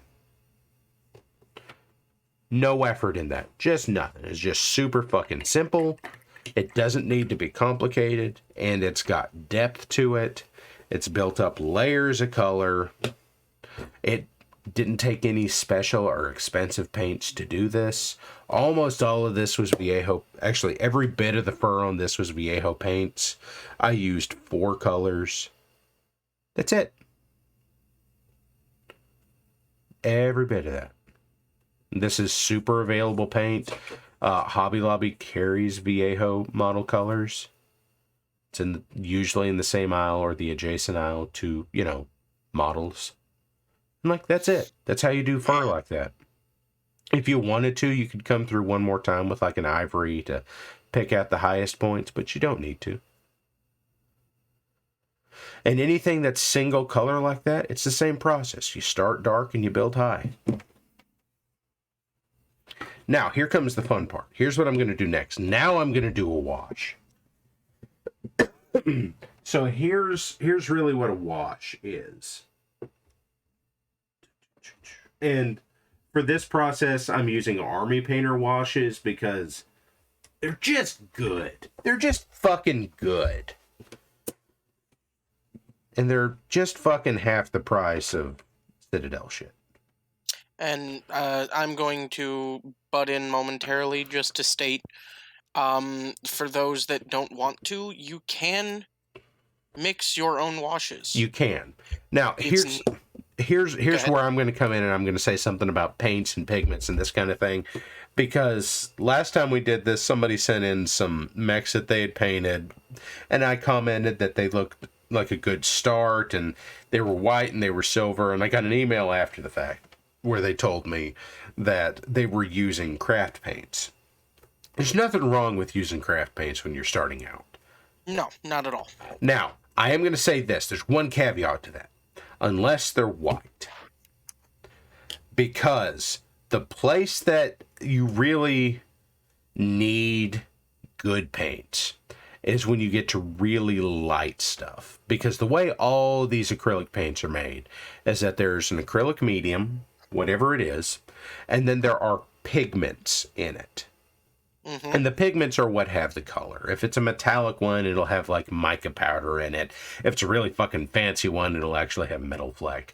But like the actual acrylic colored pigments, usually they're ground down to a certain level, and that gives them a lot of qualities for like, how much you can thin them without them looking, chalky or something like that. White pigments are really where that matters. So the lightest colors, you can get like your Apple Barrel or whatever craft paints. When you're in the white range, those pigments are huge in craft paints. Yes, they are. So they don't thin very well. If you do thin them, they'll leave a chalky surface on your model. And this is just shit you have to learn sometimes. And when I say chalky surface, like, it's difficult to understand precisely what I mean there, but like, it's almost like you can see the texture of the pigments on the model. So, it's not good. A great way of describing chalky is slightly finer than the texture you saw on the Moogle earlier. Yeah, that's throwing a little bit of shade at my Moogle, but yes. You threw the shade at your Moogle first. Yeah, that surface primer fucked me. I don't blame you for the Moogle. I blame the surface primer. But that being said, there's a good way of illustrating what you mean. Yeah. But so don't get mad at me. Oh, I'm sorry. I'm mad now, Warlex. Rabble. Goobacks. Anyway, so like that's kind of a thing with a lot of lighter color stuff. Like I remember particularly when I was in high school and I was doing custom paint jobs on HeroClix. That's how I got started doing this shit. Because there was no like Warhammer or anything like that nearby me, but by God, HeroClix sold a shit ton. So like I was doing most of this shit with craft paints. Because it's what I could afford. I was a college or high school student, and, you get what you can. Mm-hmm. And I went in, and there was this one specific color of light blue. And here's where shit becomes interesting. This is the color of white I like to use. This is golden acrylics. I strongly suggest you all invest in some golden acrylics, heavy body acrylic artist paints for a number of reasons. One, this shit tends to be like, you see, this is titanium white. This is one pigment. This is oxidized titanium. It's fucking amazing. It thins, it dry brushes, it does fucking... Now, it's $10 a tube, but as thick as this is like having 4 or 5 bottles of the Viejo. And my metallics are actually bottled golden. Yeah. Golden, the other reason to invest in golden is actually employee owned. Like they've got some really strong union shit going on over at Golden. So they make a good product and like they don't fuck their workers. Anyway. Here's a question. Do you ever use any Rainy River paints? I have never even run into that brand. Would you like to tell me about it? Or is this a question from chat? That's from chat. Okay. No, I'm not familiar with that brand. I'm not going to tell you it's a good or bad brand. I don't know. I have also never come across this brand. But I was saying something about pigments on this. Like, this is one pigment. It's little bitty white. It's oxidized titanium, etc., etc. When you get into like craft paints and even mini paints, they're usually a blend of different pigments to get the color you're looking for. So when you're looking at intermediate green, just to pick a Viejo color I can see from here, it's probably 3 or 4 different pigments. And that's fine as long as it's the color you're looking for. But when you start trying to mix it with something else to get a different color, the more colors that you have, the more pigments that you have in paints, the faster it is going to trend toward gray or brown. So you're going to desaturate your paints, blending them with lots of pigments in them. And you get a lot of that in craft paints. Craft paints are a great place to start. Don't settle in there. That's all I have to say. on that. But also on the note of washes, yes, you can make your own washes with good quality paint that has little bitty pigments. This, though, this is Army Painter washes. They are comparatively very cheap because Army Painter tends to make very affordable shit. Yes. In the realm of this, like, you know, if you're looking at it from the outside, it's like $2 for like an ounce of paint. That's fucking ridiculous. Not when you compare it to, you know, Citadel. But in any event, like, this stuff is great. It's pretty thick, so you can actually get more out of it than what's in the bottle because you can thin it on your palette. And like, yeah. And also it comes in just a fuck ton of colors. So, this is where we are so far. I'm happy with the fur. The skull is in good shape. I'll come back through and dry brush some ivory onto the antlers whenever the wash dries. I may do another wash on the skull to darken that up some more. But now we're going to focus here on this terrible, terrible chest. And we're going to kind of do the same thing on this chest and rib cage. That, let's make a note here. You probably can't quite see this on camera, but these ribs are like fucking sharp and exposed, and you can actually see and feel muscle texture on the chest. This is exposed muscle. This is fucking horrifying. So, we're gonna make it even worse. Yay! Malnourished. Whether he's malnourished or flayed, this is gonna get gruesome fast. So, here's our next step. I got a little bit of overpainting onto him here, so we're gonna touch that up real quick with a little bit more of this ivory. And just like we said before, when you're trying to paint white, never paint white. Ivory is really a happy place. So we're gonna do some ivory here on the chest, and that'll dry in like an instant. Like that'll barely be a thing. We'll also get some more color here onto the handies. What color should his hands be? Let's say we're going to take some of that. We're going to take a basic flesh tone and mix that with some of this Bugman's Glow that's left on the palette from earlier. And we'll just get that nice dark kind of skin tone in here. Like he's some kind of terrible, terrible Native American boogeyman. He is, though. He is. He's gonna be. Bulk, you haven't said much lately. What's going on? You've been saying things Like what? about how you're going to put more Bugsman's Glow on that. Well, I mean, that's what I said. What are you saying? Yeah. I've got. I'm just sitting here, and I mean, Broke Gamer's going happy little ribs, and I'm just like, yeah, those are happy little ribs. We're gonna come through, and we're gonna just bring out the natural contrast of the ribs there, and make some happy little ribs, guys. That's what we're after, and you know, he's gonna be a horrifying abomination in the face of God and man. Okay, that But white. he's going to be a happy little abomination. He's gonna be very happy. Yeah. Okay. I think he's gonna run through the forest and keep it safe from people don't respect it. Maybe. Or maybe he's gonna eat and kill everything in it. Okay. So here's where we're getting into slightly more advanced shit. This is not an advanced technique, this is just a non-standard material. This is acrylic ink. You've seen me use this before.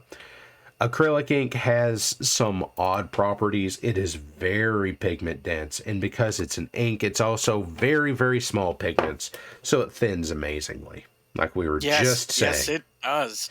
So Scale 75, ink density. Yep. And this is just Amsterdam ink that you can get at Hobby Lobby, because again, sometimes you have to work with what you can get. Anyway, so thinned out, just a little bit of water on that, and we're going to go in here on the chest. Oh God! Knife Fight City ribs, eh? Oh God! You have no. This is gonna turn into a horror movie fast. So magenta, that's the color that we're working with here. What do you actually call it? Permanent red violet light. It's magenta. So we're just going to put that on here. It's nice. It's thin. It'll settle into the recesses. The white will come back through on the tops. And like that might be all we have to do on this. We might come back through with a little bit of red here in a few minutes, but like this is already kind of a horrifying, nightmarish flayed flesh color. And that's it. That's all I had to do there was he was dark, and then I dry brushed some white onto it before we came on stream to bring out those ribs and such. And then just like a light bit of that magenta, and now he looks like a vivisected monster. And while we're working on that, let's get his tongue. If you add some like darker, maybe like purples into that, or like sort of like coagulated blood, or like. Oh, we can do that. I don't want to say like bruising kind of, but like coagulated blood. God, that would be fucking scary. Yeah, we can do that. But we went ahead and we got his tongue. We got to let that set up for a minute, though, so that we can move on there. But the antlers are now nice and happy and dry, so we'll come back. I'm going to put another wash on those antlers. I'm going to put a darker wash on those antlers. First time I did like a mid-brown wash, which literally is the name of the color from Army Painter. This is strong tone. Coincidentally, strong tone is different than dark tone. It is also different than strong bad. It is. I'm gonna put some washes on the model here. So come on. Bulk just left? God, so come. Did he just leave?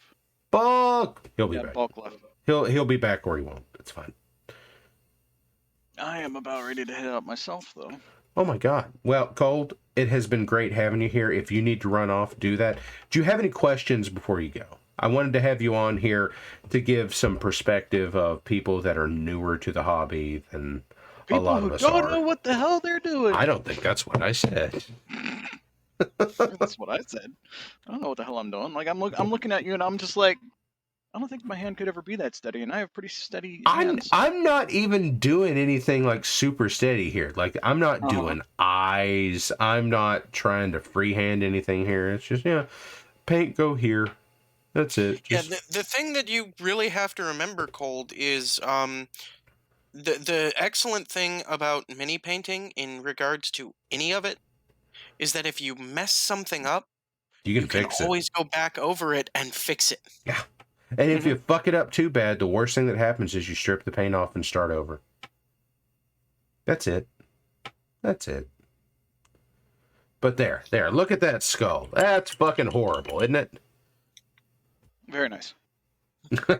I guess that's one way of putting it. Now. Very nice. Terrible. Terrifying. It'll haunt my nightmares for weeks to come. I love it. Exactly. Okay. Now I put a little tiny bit of red down. And again, this is ink. And we'll get some water into that to thin it out. And I tell you what I'm going to do here. Just to make sure it doesn't settle on the surfaces. I've talked before about Flow Improver. This is Flow Improver. This is strong shit. Okay? This is strong shit in that end of the Blues Brothers movie where they talk about this is glue, strong stuff. Yeah, you don't need a full drop of this. Like you get as much into your brush as it'll hold and then you go into your paint. Because otherwise this won't stick to shit. You thin it out, get a little bit on the brush, and just go in, and now that's going to just... It's going to flow off of the tops and down into the recesses and just be fucking awful. And we'll get his teeth and some of his fur around his mouth and maybe his hands. Like, yeah, just the way that blood does, Now, I haven't painted his nails yet, but we'll just make those terrible, terrible red too. What do you say? Just splatter some onto there. I think it sounds awesome. I think he sounds like the devil incarnate. Excellent. And again, that was a super simple technique, and he looks like he's ready to haunt your nightmares for weeks to come. Okay, so, like, honestly, for most days, I'd say I'm pretty happy with this. Want to go back through and catch a couple of things. This is just a smaller makeup brush. Oh, other thing about dry brushing real quick. I know it's called dry brushing because you're getting most of the paint off of it. Don't go in with literally a dry brush. Like what I'm doing here is I'm taking my brush, I'm dipping it in water, I'm dabbing that off on a paper towel, and then I'm going to my paint. That keeps the paint from totally drying out on your brush before you get back to the model. And we're just going to get this bony ass tail back here. Just dry brush little bits of that. And let's think the tops of the antlers here and there, just like that. Maybe, I don't quite think the skull is dry yet, but yeah, just to bring out some of that texture and show off the high points and whatever, right? Yep. So there. I don't know. I feel like he needs a little bit more Let's... Here. We're going to get that fur one more time. I'm not quite happy with where that fur is. This is Iraqi sand. Now, that's the name of the model, the paint, man. I can't make this shit up. Did you go to Iraqi to get it? I did. It was a weird trip. I was like on the Kuwaiti border, and people were looking at me and giving me weird looks and shit. And I'm just like, I just need this for my paint. He's American and he's here, but he doesn't have a tank. Where's his M4, guys? What the fuck is going on? And like, this is super, super duper light here. I am here to steal your sand. I have come for the sand. You mean the oil, right? No, the sand. I need the sand. And for my tiny plastic peoples.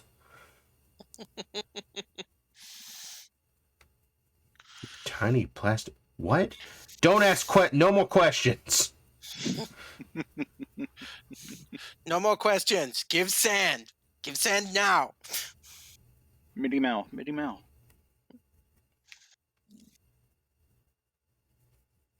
I like sand. It's coarse and rough and get everywhere. So here's my next question. Are you going to leave the base as is? Because no. Honestly, I like it as like an ashen look. Oh, okay. I can see where you're coming from there. And it makes him stand out a bit more. Like if you would make, I'm just thinking like if you would have like the brush darker, but leave the ground like ashen like that, because it makes him really stand out nice. Well, what I'd do in that case, if he wants to do it ashen, is I'd put like the remnants of a forest fire or something in a couple different areas to give it like an ember look. That way, it's not just all one kind of tone. Mm-hmm. You're giving me ideas here. I could always make another one of these too. So that's the nice thing about owning a 3D printer is I have as many of these Wendigo as I need. Now, it sounds to me like Cold is trying to find his way out. Cold, am I accurate? What? I just called you a show off. That's it. Oh, okay. I didn't hear that. Cold, maybe you can find your way the fuck out. All right, fine. I'm going. Night, everybody. You don't have to, man. I'm not kicking you out. No, I'm going. It's almost midnight. I'm tired. I'm sick. I want to go to bed. Oh, if you need to go. I'm being kept here against my will. Cold is here until I say go. Oh, never mind. Cold left. That he did, sir. Okay, now it's just us two, Warlax, and chat. So I need you to keep an eye on chat for me. Make sure they don't get out of line. Well, I finished the one model that I needed finished for the evening, and I'm just doing some visor work on that one with the speed paint from earlier. So, gotcha. With the visor work done, I am on to chat. Okay. Hello, chat. Chat, this is Warlax. Be nice. Or don't. I mean, I'm not your mom. Oh. Get him, chat. I actually really like the way that that XV8 turned out tonight. Good. Hello, chat. I am glad that you say hello. Hello! As though we're Squick. Want to say hello? I don't think Squick's in the channel. If he was, he'd appreciate that. I'm sure he would. Greetings, disembodied voice. So let's see. We just put a little bit of black on those claws because just weren't doing for me in ivory. But we'll go back through again and hit it up with some more of that. And okay, let's assume for the minute we're gonna go with Cold's idea here, and we'll stick with the ashen kind of forest thing here. Here's what we're gonna do to really bring some more contrast and interest to this. Is we've gone through as though Wendigo here has had a recent kill. Like he's got blood around his teeth, he's got blood on his claws. Well, Grimos, let's get some blood on the ground. I hate to tell you this, but you're going to have to find them first. Oh no, what have you done? He said, I challenge you to a battle for your pants. You dare refuse his bachal? I am liking that. Oh no.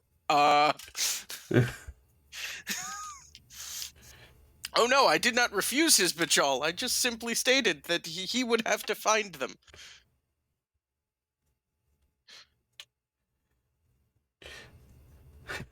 Joke's on you. I'm wearing a kilt, motherfucker.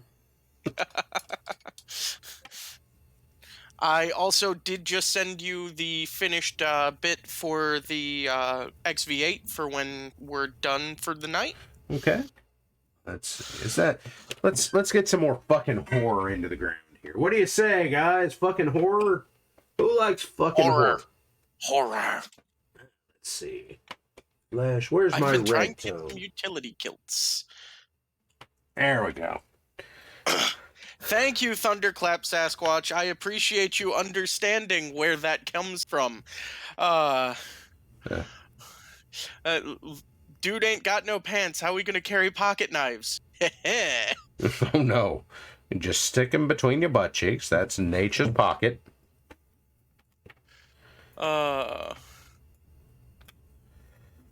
Let's see. Let's get some more fucking dark. Ooh, XV8 versus XV88. Which do I prefer?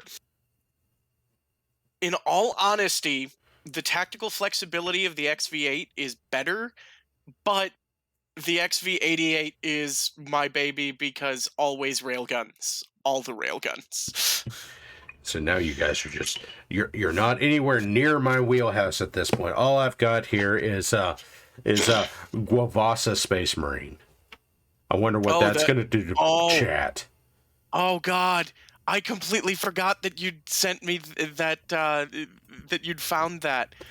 Guavasa Space Marine chat. Guiveza Ra. Yes. That looks gorgeous, by the way. Oh, it's fucking ruined. It did the same thing with the surface primer that it did to the Moogle. Listen. I can't see that close right now. It's fine. Shut up and take the compliment, Parallax. I would love to get my hand on one of those. Well, I'm going to give everybody in chat a little bit of a surreptitious and under the table kind of tip here. If you have a 3D printer, okay, and this will work for you too, Warlax, because you can take advantage of this because your boss has the 3D printer. Yep. Okay. And I'm going to be getting one by the end of the year. Okay, so here's the thing. All those models that have ever been on Thingiverse or My Mini Factory or whatever that Games Workshop or Catalyst or Tops or whoever came along and said, no, I don't like that, that needs to be gone, and then they vanished from the website. If you can figure out who made those, there's a little thing called the Internet Archive. And you can still find those models through the Internet Archive. Oh, I know. So that's where Guavasa came from. Oh, yes. They also have a Guavasa Chaplin that was out for a while. And you And can probably find him through the Internet Archive. I believe it's Cale Harper, I think. I have Kai no Harper? idea. I have no idea. I'm reading all of this off of a laptop screen that is not super close to me. Oh, The answer. Let's answer some questions real quick for chat. Where I see someone asking a question about 3D printers, and apparently my Alexa went off. Well, that's okay. The answer to your question specifically about the XV88, I actually prefer the guns attached to the arms, which used to be a thing that you could do, but it wasn't done very often. Okay. All right, and you said that you'd seen a question. Question about 3D printers and which one do you want? Okay. Here, if you want to do mostly miniatures, Mad Ducks, you want a resin printer? Here's what I use. Like, Squick is also an excellent resource on this. Squick uses a entirely different architecture than I do on this. I have an Elegoo Mars 3. It is under $300. It creates excellent models at 4K resolution, and I barely ever have any field prints off of it. Just make sure that you have a place that you can put it in your domicile where you have ventilation, or it's not going to bother anybody, because some people are bothered by the smell of the resin. So that's like the Mars 3 is my recommendation on getting a workhorse of a miniature printer. If you want to do something that makes like useful shit, like, oh, I need to make a new door handle for my 1997 Toyota Land Cruiser, you need an FDM printer. You need to print nylon. If you're making miniatures, you need a resin printer.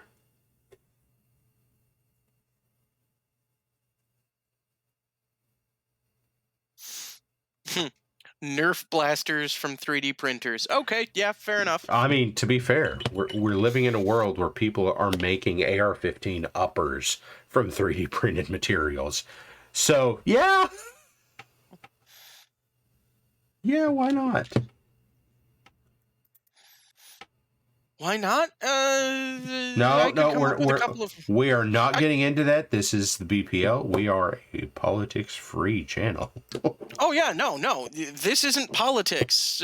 I could come up with a couple of reasons, though. Mostly, do you know that that's not going to explode, sir? Actually, if you're doing it right, you're not printing the parts of the material that are actually bearing the pressure. Okay, fair enough.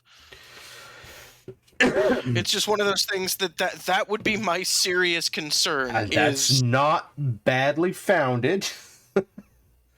You tap one of those off and it explodes in your hand, and then you don't have hand. Yes. That is a reasonable concern. That would be my concern. It has nothing to do with politics. It has to do with material sciences. Let's see. Let's get a little bit of material onto the base here. I don't dislike Cold's idea of like the ashen base here, but like I put a lot of work into like getting a forest floor base here with. Coincidentally, another tip for chat: if basing material, this is tea leaves. Yep, your spice cabinet is excellent. It is. Used and dried tea leaves are great. Also, I'm going to send you one additional picture for Kai, who has been asking questions about the XV88 and such. XV88 battlesuit ready. Yes. But I was asked, do I prefer the over-the-shoulder or the large rail rifle? Well, I answered, and I have something to back that answer up.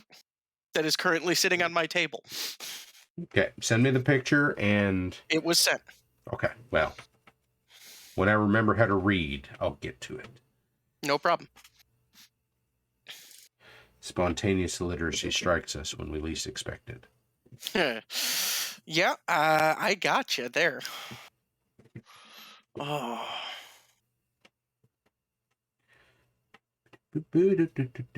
Dry brushing. This is going to take a fuck ton of brown paint. That's okay. I should really be using cheap paint for this, but I don't have any. I mean... Like $600 worth of mini paint and no craft paint in this house. Just fucking... I mean... What? You do you, bro. You do you. I don't know. I have $600 is the right number, but by God, it's a lot. I have probably too much craft paint, but it's all good quality craft paint that I can then thin down. I saw a Ninjon video. By the way, I reference Ninjon a lot on here. I don't think I've done it tonight, but Okay. I like Ninjon a lot. He at one point was in Costco, I think, and they had Tester's craft paint. Tester's acrylic craft paint, which I didn't know was a thing. And It is. He did a whole bunch of models with that, and apparently they were shockingly good. The Tester's Acrylics line, just in general, is still around. And we have a couple of the acrylic starter sets at the store. I have not gotten up the courage to buy one of them because it is still Tester's. The thing that I don't like about Testers is just their enamels. They're fine for what they are, but what they are is not what I want. Yep. Because enamels are Satan. Enamels are the great Satan. They're the Satan hating. I mean, I'm willing to accept that as a statement. Enamels are the worst. You hear me, chat? Enamels. They're the worst. Here is the thing. Enamels are perfectly good if you're doing models and large flat surfaces and you need a finish. But beyond that... For the purposes of miniatures, don't do it. No. Stop. It is help. far too thick. And also, it doesn't come off for anything shy of acetone. Like, LA's Totally Awesome is not going to take off enamel. No, it is not. What'd you have to bathe that Space Marine in to get the enamel off of it? Xylene? All right, Thunderclap Sasquatch. The answer to that question is that it's gloopy enamels... and it doesn't thin with anything except mineral spirit. Right. And even when you're able to thin it because of the way that the pigment is suspended, it still tends to go on super thick, because if you try and stretch it out and like move it in a direction, the entire bit of paint is still going to go with it because the pigment can only be thinned so far. Okay, that's got some brown down on the ground. Need a little bit more right under him. Little tiny bit more. Giant fuckwad more paint. Because, of course. It's okay. Like I said, I have another color that's basically exactly the same. It's fine. And are you planning to do gray over top of that, green over top of that, or a lighter brown still? Oh, well, this is probably going to be one I have to finish off stream, but there's going to be a number of colors that go onto this, where there's going to be some gray, there's going to be some lighter browns, there'll be some grays. Like, it'll be a melange. But that's also kind of the nice thing about dry brushing is you can hit the stuff that you want to hit specifically. Mm-hmm. And, like, build yourself up some interesting tones. Like, the stone on here will get gray, and then, like, some of the tree branches will get gray. And by and large, the leaf litter is going to get a lighter brown, and et cetera, et cetera. And, like, I put some vines on here. That'll get touched with some green. Yeah. So, but to like really separate him from the ground here, I'm leaving that magenta there. Oh, by all means, yeah. So, okay, we're closing in on the end of the night, guys. So I'm going to go ahead and pull up some of those pictures that Warlax was wanting to send me, because that's going to take me a hot second. Yeah, just to show him, where my models ended up for the night. XV-88 battlesuit. The XV-88 is still unprimed. So that one was made and is set to go. But the XV-8 was done tonight. And the one that I had up earlier for you was up tonight.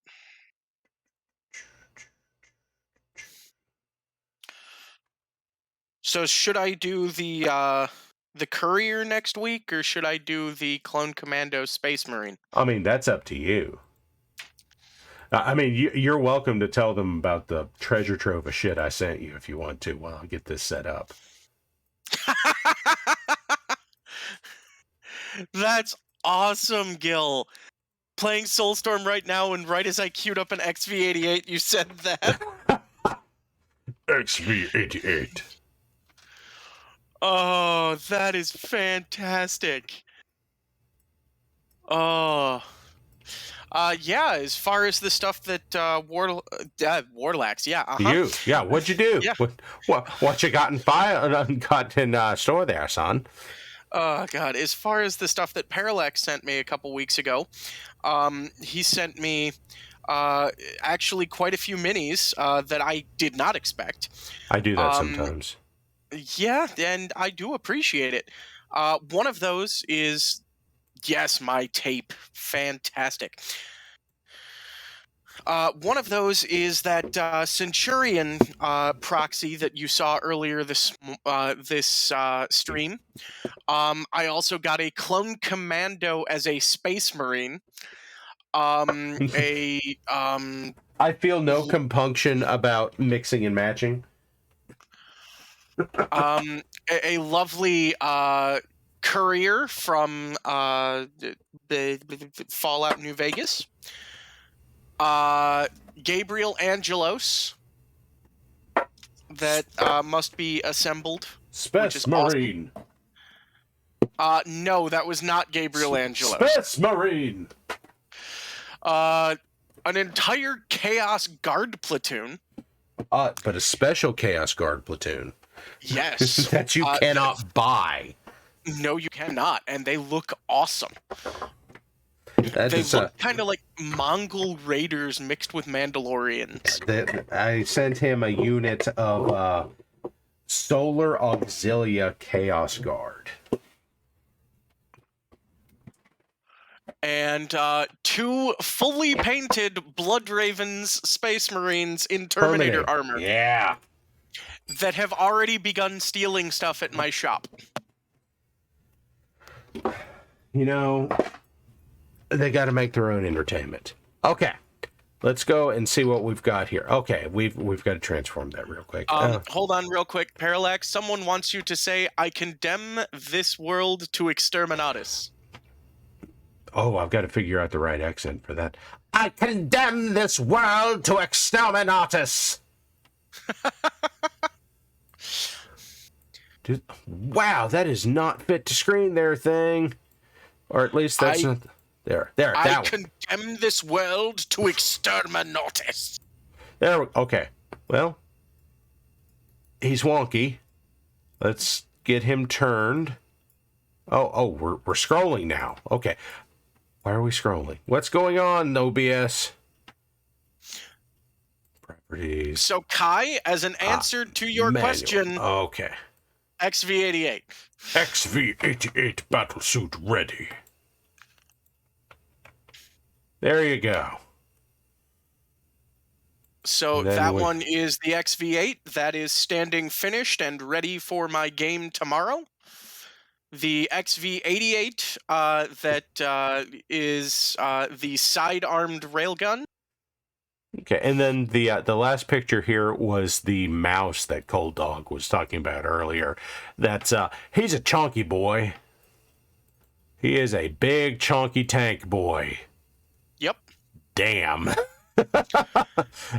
And You know, the amazing thing to me is that having seen these old World War II tanks in museums and such, like, yeah, that's basically exactly what they look like from a paint perspective. Yeah. I don't know how they manage that, but it looks like thick model paint.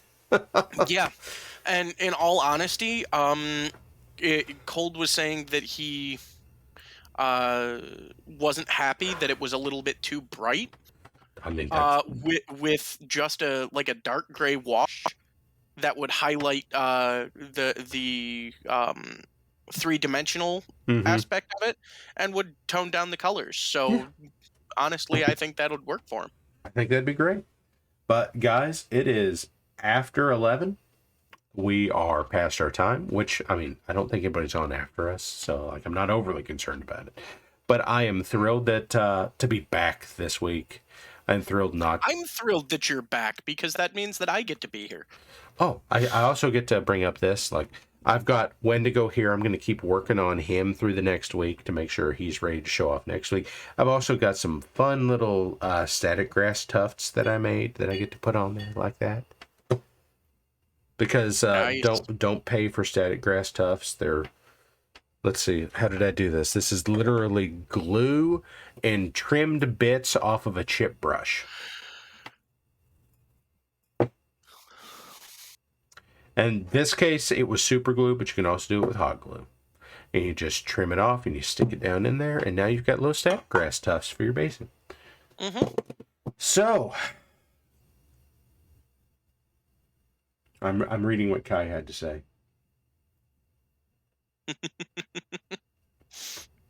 All right, folks, it's bedtime. I still have to work tomorrow. I don't know what Warlax is doing. I assume Warlax has to work tomorrow. But no, Friday is actually one of my days off. Okay. Tomorrow is going and playing games with what I have just painted. Okay, guys, everybody do me a favor, tell Warlax to go to hell for still having free time and shit.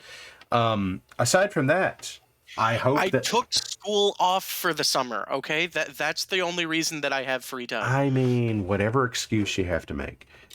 In any event, y'all, I'm thrilled that I was able to be back. I'm thrilled as many of you were here tonight as you were. I hope, like, tonight I set out to, like, give some beginner lessons on this. If anybody is out there in chat and learned something, I'm thrilled. And if you didn't learn something and you stayed anyway, I'm still thrilled. So, anyway, y'all have a good night. Thank y'all for the well wishes while I was sick. And I am going to sign off for the night.